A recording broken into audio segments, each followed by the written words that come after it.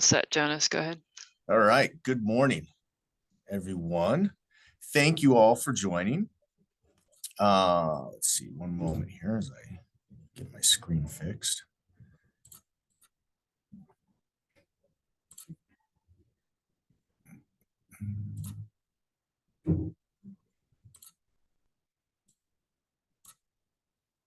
All right, so thank you all for joining.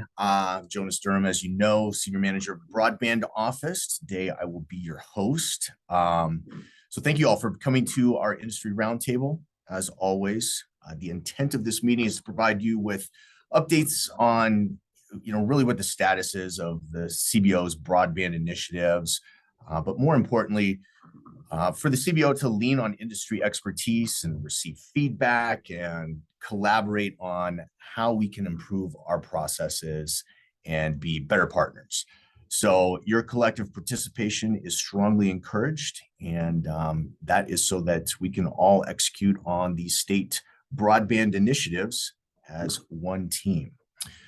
Okay, let's go over a few housekeeping items, and then I'll jump into our agenda. So as you probably know by now, the call is being recorded. If you have questions, if you have comments, just raise your hand or use the chat. We'll call on you. Really, we've got all kinds of experts here at the CBO on the call to answer any questions about anything broadband related. And with that, let's jump right into our agenda for today, starting with some legislative updates. No, we're going to go right into BEAD. All right. So let's talk about BEAD and where we're at with the process, starting with volume 2. So we're currently working with the NTIA to obtain approval for volume 2. And soon we'll begin developing the project area map and grant guidelines. We're actually ahead of schedule compared to almost every other state in the nation with this part of the process. So although it might feel like it's taking longer than expected, we're actually moving along quite well in comparison. And as we move into the spring months, we'll be completing the challenge process. And then by Q3 summerish, we'll be publishing our project area maps and guidelines for public comment. Finally, as we approach the fall of this year, we plan to begin the sub-grantee process with awards expected in the beginning of 2025 at this point.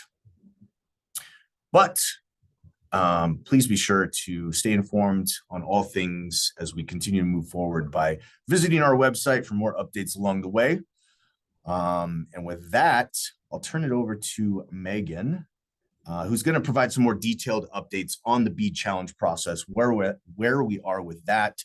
So Megan, where are we with the BEAD challenge process, and what can these folks expect in the months to come? Yeah, thanks, Jonas. So the challenge process, we're sort of midway through our entire timeline there. The challenge phase, where we were accepting challenges from eligible challengers, ran from January 10th to February 9th.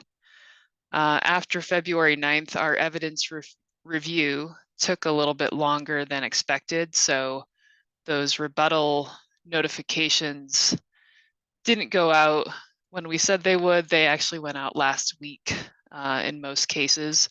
We're still working on some of the community anchor institution rebuttal notifications. So those should be going out in the next week or so. So we're currently in the rebuttal phase. Anyone who received notification for rebuttal has 30 days from that notification date to respond. And then we'll be completing our final determinations by May 7th, and we'll publish the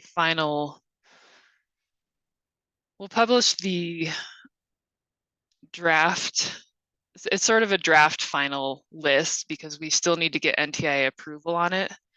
But we'll publish the results of the challenge process. And then once we get the NTIA approval, we'll be able to publish that official final list. You can still visit our BEAD Challenge portal. If you have rebuttals to submit, you can submit them there. Or if you're just looking for more information, you can find it there as well. And that's all I have. Excellent. Thank you, Megan. Appreciate that update and excellent work by you and the team as always. Okay, now let's talk about some legislative updates from Paige. Paige, good morning.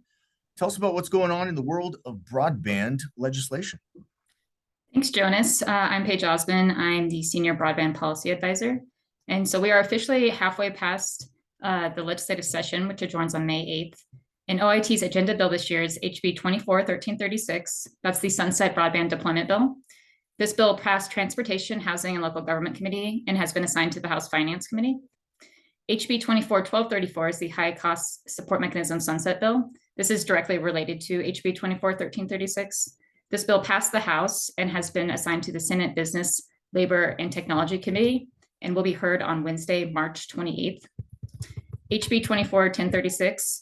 This bill dealt with a repeal of rural broadband equipment sales and use tax refund. We were able in House Finance to get that amended out, and it has been assigned to appropriations. HB 24-1334 is the broadband service for multi-unit buildings.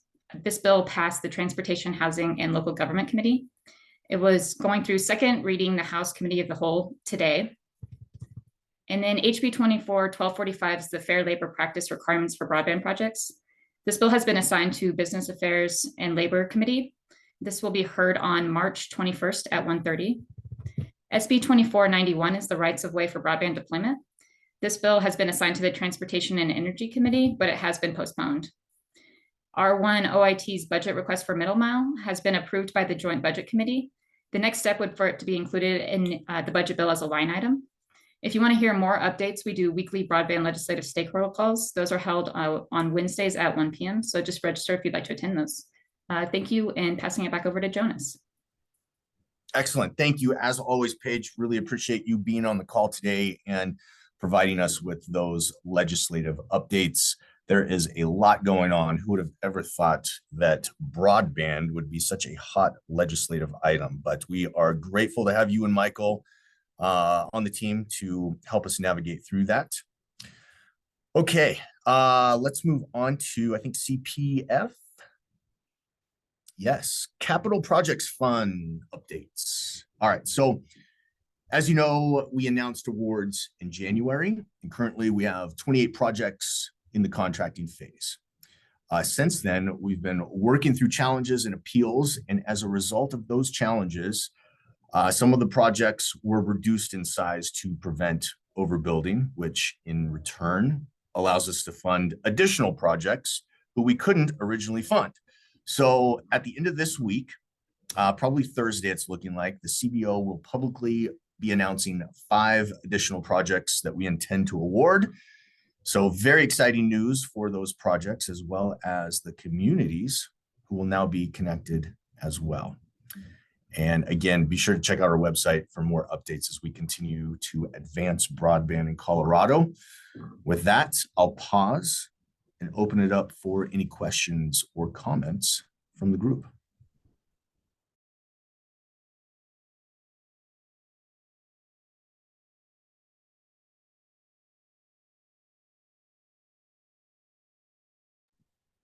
I'll start with a discussion item for our partners on the call. I'm just curious if any of you plan to submit public comment to the FCC regarding RDOF and CAF2 funding. I guess relief from commitments or relinquishing commitments that were made previously in that program with lower penalties and fines. If anybody's thinking about it or has any ideas or topics, the broadband office is also thinking about submitting public comment as well. And I just want to see where our industry stakeholders might be on this subject.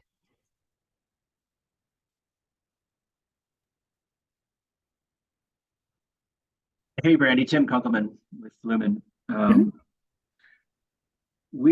I'm not sure if we're going to file comments on it. I imagine we may. We're certainly going to pay attention to it and see what might result from that effort.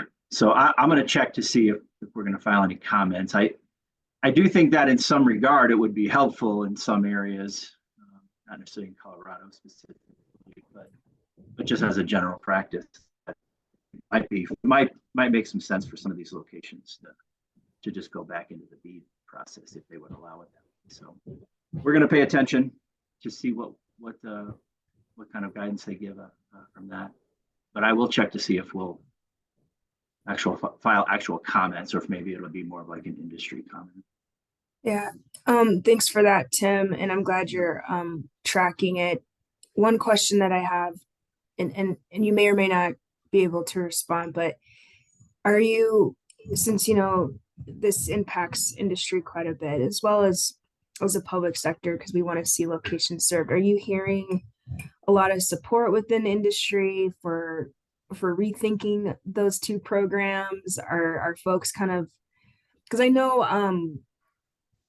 industry has kind of filed or submitted petitions to the FCC to kind of reconsider its approach to these two programs. Is that still generally how industry is feeling? Not that you're the spokesperson for everybody, Yeah, but just sure. in your circles. I think generally, yeah. I think, like I said, I think there's some areas that if there could be some relief for folks, I think they would gladly accept it. So I think there's a general sense of it might make sense to look at some of these again. Okay. Yeah, the reason why I ask, because we're formulating our response, and I'm working on it, and I just want to make sure that try to incorporate some of that voice into the letter that we would Sure. file for the FCC. Sure, you bet.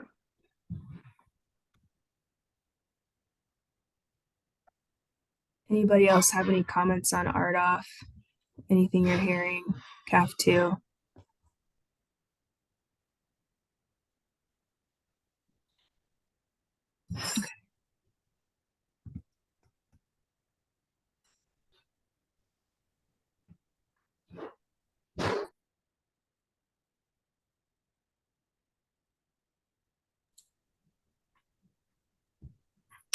Any other questions people want to bring up? This is your time with the broadband office.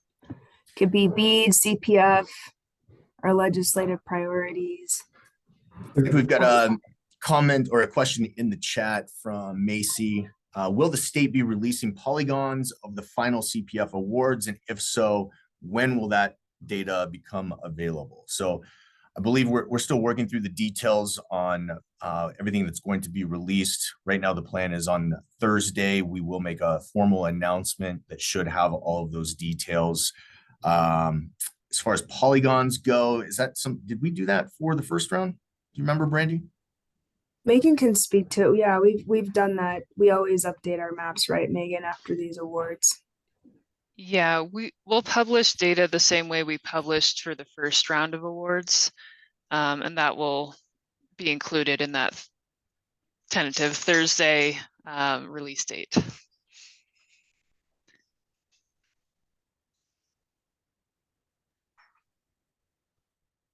Megan, can I just follow up on the question that we've been talking about in the chat?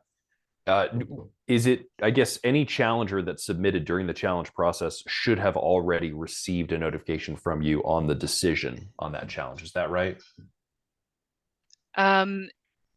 If it was not related to community anchor institutions, then yes, you should have already received a notification. If you're missing something or can't find it, I'll put my email in the chat and we can track that down. Okay, great. So the notification would say simply, it's been accepted or not.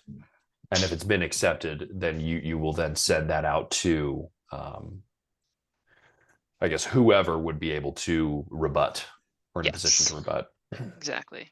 What if there is nobody to rebut a challenge? Like, what if it's a planned service challenge in an area where there's no provider?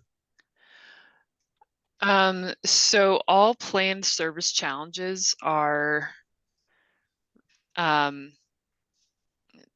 I'm saying this backwards. All challengers, all registered users of our portal are allowed to rebut planned service challenges. I see. Okay. So if you're a registered user, you should have received an email saying, this map is published and you can submit rebuttals on any planned service. So those planned service don't go to a specific provider, but they're on that main maps so that any user can review and rebut those. Great. Okay. So then the next notification that any challenger will receive will be on May 7th when the final determinations are issued. Yes, you might receive it before then, and it might be within a few days after. We'll just have all the determinations made by May 7th. Great. Okay. Really appreciate that. Thank you. Yeah, and Christy just put the link to our portal in the chat. So you can go there and check if you have a login, you can sign in and look at that dashboard for rebuttals. And if you have any questions, you can, oh, actually, we have office hours coming up in about an hour. So if you do have questions on the challenge process or any, notifications you're missing or looking for, you can always come to that and ask questions. Great. Thank you. I can put that info in the chat too.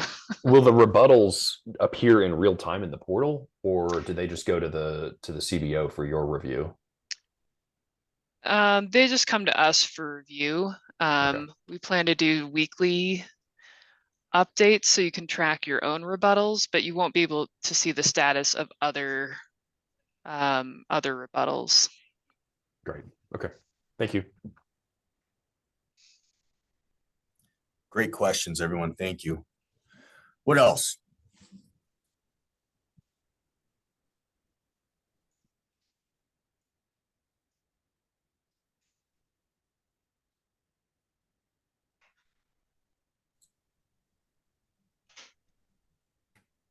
Nothing else?